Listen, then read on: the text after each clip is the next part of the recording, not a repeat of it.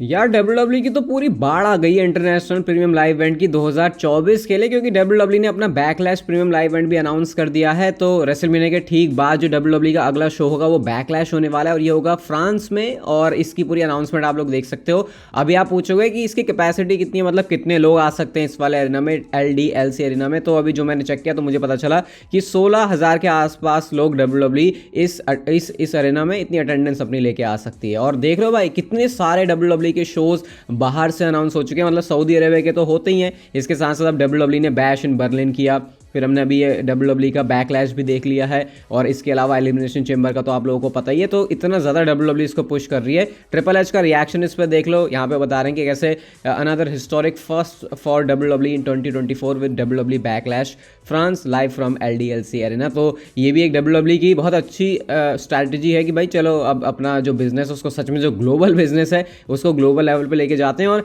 अगर मैं आपको पूरे डब्ल्यूडब्ल्यू का शेड्यूल बताऊं जो भी हमको पता चला है प्रीमियम लाइव इवेंट्स का, वो देखो आप, रॉयल रंबल 27 जनवरी को, उसके बाद एलिमिनेशन चेंबर 24 फरवरी को, उसके बाद रेसलमेनिया 40 तो आपको पता ही है 6 और 7 को होने वाली है, उसके बाद फिर फ्रांस में होने वाला है बैश इन बर्लिन, नहीं सॉरी बैकलैश होने वाला है, उसके बाद बैश इन बर्लिन होने वाला है। तो ये पूरा डब्ल्यूडब्ल्यू का शेड्यूल रहने वाला है। अभी इसमें सऊदी अरेबिया के शोज काउंट नहीं हो रहे हैं, और ऑब्वियसली क्योंकि अभी तक उसकी ऑफिशियल अनाउंसमेंट नहीं आई है। पहले डब्ल्यूडब्ल्यू पूरा कैलेंडर ईयर निकाल लेती थी, लेकिन अब उन्होंने अपनी जो स्ट्रैटेजी है उसको चेंज किया है। आई थिंक अच्छा है, इससे जो किसी एक पर्टिकुलर शो पर है हाइप अच्छी खासी जनरेट हो जाती है। अगली स्टोरी गुंथर से रिलेटेड है, और गुंथर ने अपने इंटरव्यू में, रिसेंट इंटरव्यू में ऐसी बात बोली है जो कि आपको लग सकता है कि यार बंदा को ज़्यादा घमंड सा आ गया, लेकिन जरा उसकी अगर गहराई पर जाएं तो सोच के ऐसा लग रहा है कि शायद उनकी बात बिल्कुल सही है। उन्होंने बोला कि जो मेरे पास चैंपियनशिप है इससे लेवल अब ऊपर उठ चुका है मेरा, और मुझे नेक्स्ट स्टेप लेने की जरूरत है। मतलब वो ये कह रहे हैं कि मैंने जो चैंपियनशिप है उसको आउट ग्रू कर दिया ऑलरेडी, मतलब इंटरकॉन्टिनेंटल चैंपियनशिप। ऑब्वियसली ये चीज़ उन्होंने करी भी है, क्योंकि इससे पहले हमको वो टाइम भी याद है जब पता भी नहीं होता था कि कौन इंटरकॉन्टिनेंटल चैंपियन है। जैसे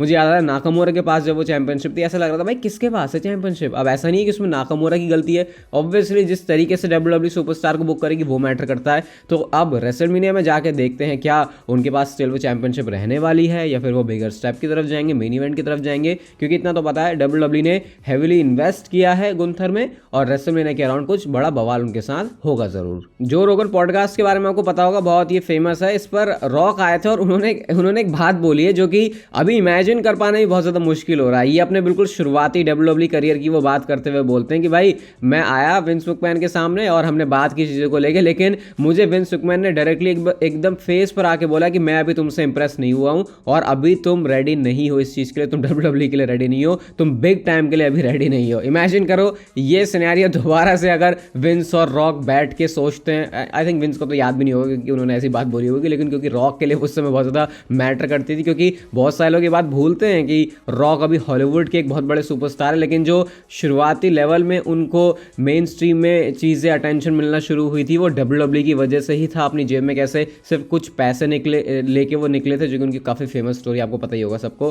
तो ये भी एक ज़माना था भाई, और ये बात मैं बीच में इसलिए बताया था ताकि अगर लाइफ में आपको भी किसी चीज़ में कुछ करने की ज़रूरत है तो एटलीस्ट कहीं से इंस्पिरेशन तो ले सकते हैं। मोटिवेशन तो मैं नहीं मानता भाई, वो तो ख़त्म हो जाती है 2-4 सेकंड में ही, लेकिन हाँ किसी को अगर बिल्कुल आइडल मान के अपना इंस्पायर हो रहे हो तो आई थिंक फिर वो एक सही चीज़ हो सकती है। अगली स्टोरी डेव मेल्जर ने रिवील करी, और ये है एक फैक्शन वर्सेस फैक्शन वाली फ्यूड को, और ये रे मिस्टीरियो की फैक्शन और सैंटोस एस्कोबार की फैक्शन है। अभी प्लान ये है कि ऐसा कुछ डब्ल्यूडब्ल्यू प्लान कर रही है, शायद ये बड़ी डिफरेंट हो कि LWO नेम के लिए दोनों टीम्स फ्यूड करें। जैसे अभी रे मिस्टीरियो तो आने नहीं वाले, काफ़ी टाइम वो गायब रहने वाले डब्ल्यूडब्ल्यू टेलीविजन से, तो सैंटोस एस्कोबार की अपनी टीम होगी, रे मिस्टीरियो के पास अपनी टीम होगी, ये दोनों लड़ेंगे और ऐसे डब्ल्यूडब्ल्यू आगे इस फ्यूड को प्रोग्रेस करेगी। ऑब्वियसली इसमें सिंगल्स मैचेस भी होंगे सैंटोस एस्कोबार और रे मिस्टीरियो के, जो कि काफ़ी टाइम से डब्ल्यूडब्ल्यू ने प्लान किए हैं, लेकिन ये एक इंटरेस्टिंग डायरेक्शन है जो कि डब्ल्यूडब्ल्यू आगे जाके प्लान करेगी, और ये देख के अच्छा लगेगा। चलो भाई ये अभी एक साथ तो बड़ी यारी दोस्ती इनकी देख ली, और इससे LWO के नेम को जरूर डेफिनेटली फायदा हो सकता है।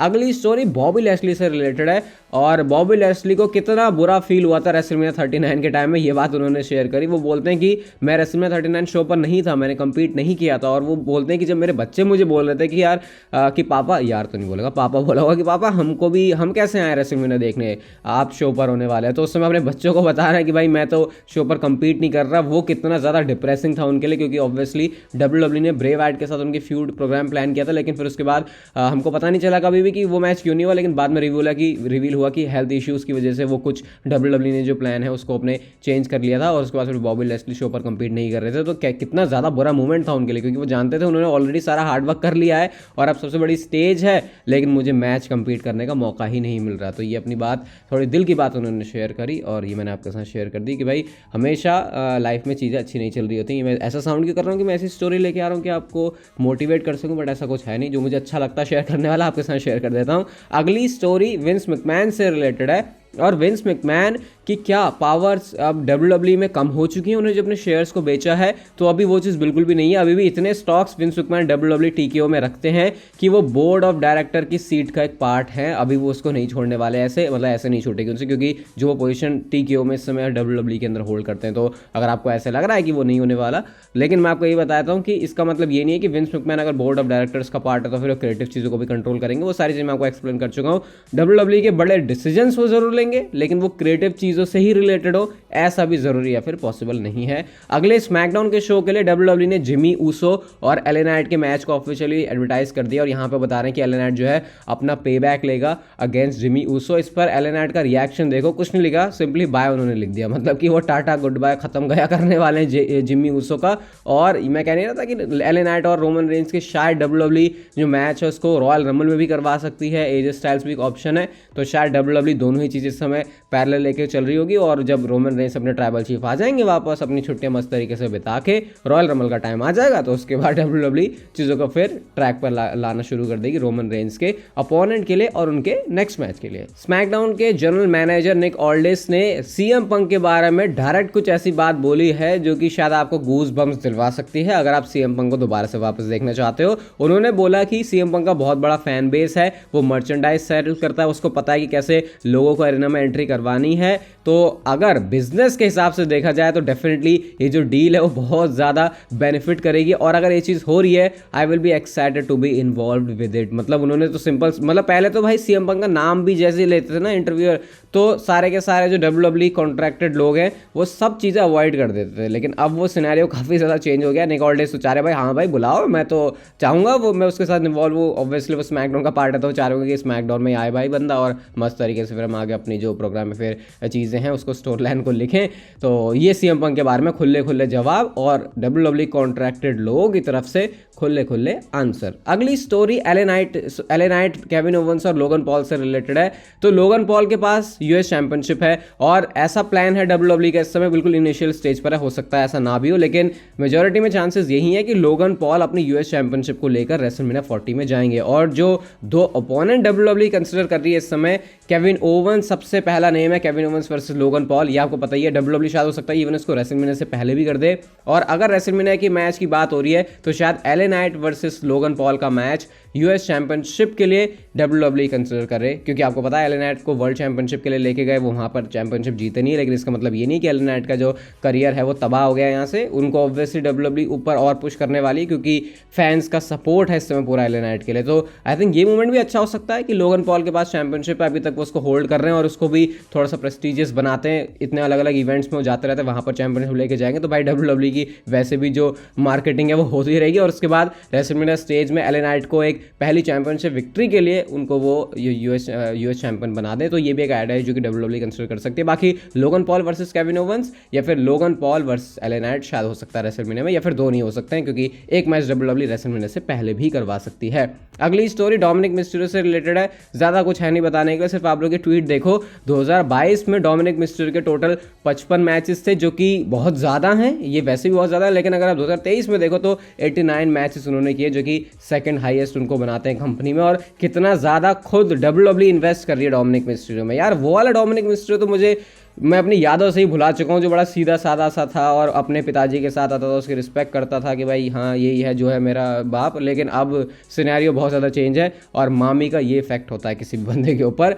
कल मैंने आपको एक स्टोरी बताई थी, कल बताई थी शायद, हाँ, कि रोमन रेंस का वो जो स्टैट है जो उन्होंने इतना कम compete किया है, जहाँ पे उन्होंने चैंपियनशिप अपना डिफेंस किया हो, उनके इन रिंग जो अपीयरेंसेस है वो कितनी कम है, तो इसके ऊपर भूकर टी ने कुछ कमेंट किया है भाई। और कभी कभी लॉजिकल बातें भी काफ़ी बड़ी लेवल की बोल देते हैं भूकर टी। उन्होंने बोला कि लोग कंप्लेन कर रहे हैं कि रोमन रेंस बहुत कम जो है शोज वर्क कर रहा है, लेकिन तुम मेरे को एक बात याद दिलाओ, जब होगन अपने प्राइम में था कितने मैचेस वो करता था? शायद वो रोमन रेंस से भी कम करता था। अगर तुम किसी एक बड़े बॉक्सर की बात करते हो तो क्या वो साल में 22 बार लड़ता है? अगर तुम किसी एमएमए फाइटर की बात करते हो तो क्या वो साल में 22 बार फाइट कर रहा होता है? फिर वो यही बोलते हैं कि अगर रोमन रेंस टिकट सेल्स ना कर रहे होते तब जाके मैं इसको कंसर्न बनाता, लेकिन अभी मेरे ख्याल से ऐसा कुछ नहीं है। देखो, बहुत हद तक ये जो बात है मैं इससे एग्री करता हूँ बुकर टी की, क्योंकि बात उन्होंने बिल्कुल सही बोली है भाई। अगर टिकट्स बिक रही है, रोमन रेंस जब आ रहे हैं, तो फिर ऑब्वियसली वो एक सही चीज़ है। लेकिन थोड़ा सा यहाँ पे अगर फैन का पर्सपेक्टिव देखे, डब्ल्यूडब्ल्यू फैन का पर्सपेक्टिव देखे, जो कि ज़्यादा डब्ल्यूडब्ल्यू या फिर ज़्यादा रोमन रेंस को देखना चाहता है,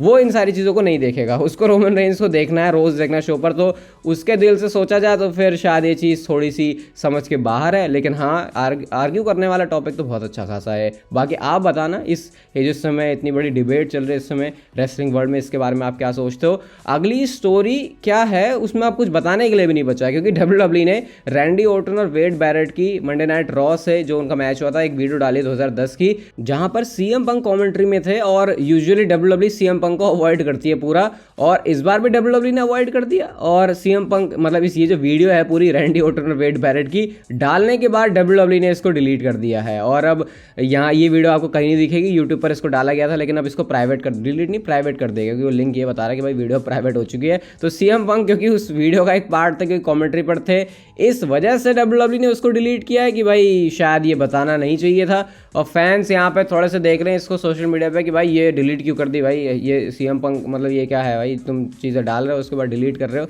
लेकिन आई थिंक ये डब्ल्यूडब्ल्यू का डालना और डिलीट करना एक प्लान के अकॉर्डिंग ही है कि भाई हम डिलीट कर देंगे और उसके बाद फिर ऐसे और बातें होंगी। मुझे नहीं पता यार, अब तो ट्रोल और हिंट और टीजेस में जो अंतर है वही नहीं समझ में आ रहा। लेकिन सीएम पंक का ऐसे वीडियो डालना जिसमें वो कमेंट्री पर है, जो कि डब्ल्यूडब्ल्यू अवॉइड कर, आपको पता ही होगा डीन एम्ब्रोस सीएम पंक इनके साथ ऐसा ही होता है, जहां पर भी ये होते हैं। इवन शील्ड के रेफरेंसेस से कितनी बार डीन एम्ब्रोस को हटाया भी हमको पता है। तो जो चीज़ डब्ल्यूडब्ल्यू से रिलेटेड नहीं है, अब डब्ल्यूडब्ल्यू इसके बारे में बात नहीं करती है। तो सीएम पंक पहले तो जैसे पता ही नहीं होगा कि सीएम पंक वहाँ पर कमेंट्री पर थे, तो उसके बाद फिर इसको डिलीट किया, या तो किसी पप्पू ने अपलोड कर दिया और उसके बाद फिर ऐसा होगा कि यार ये क्या हो गया, मतलब हमें तो ये डालनी नहीं थी, उसके बाद ये सीन हुआ। पता नहीं भाई ये क्या खिचड़ी पकड़ी है। और आज की next and final story Randy Orton और कोडी रोड्स की वीडियो से है। ये डब्ल्यूडब्ल्यू ने डाली है वेंजेंस 2011 में जो इनका मैच हुआ था, और रैंडी ऑर्टन और कोडी रोड्स वर्सेस वाला ये जो मैच है, इसकी इस टाइम पर वीडियो डालना बड़ा इंटरेस्टिंग है। और मैं आपसे बोल नहीं रहा था कि सर्वाइवर सीरीज के पोस्टर पर कोडी रोड्स हैं, इसका डेफिनेटली कुछ मतलब होगा, डेफिनेटली होगा ही होगा। और शायद अब वो समझ में आ रहा है कि रैंडी ऑर्टन अगर आ रहे हैं तो वो क्या गुल खिलाने वाले हैं और किसके साथ वो गुल खिला सकते हैं। और सर्वाइवर सीरीज जब पूरी होगी तो इसके बारे में और अच्छे से बात करेंगे। लेकिन आई थिंक मेरी तरफ से भी जो मैं समझ रहा हूँ उसके एंड भी आपको अच्छे समझ में आ रहे होंगे। ये वीडियो गाइस अगर आपको अच्छी लगी तो लाइक शेयर सब्सक्राइब और नोटिफिकेशन बेल को ऑन कर दो, and I will see you guys in my next video.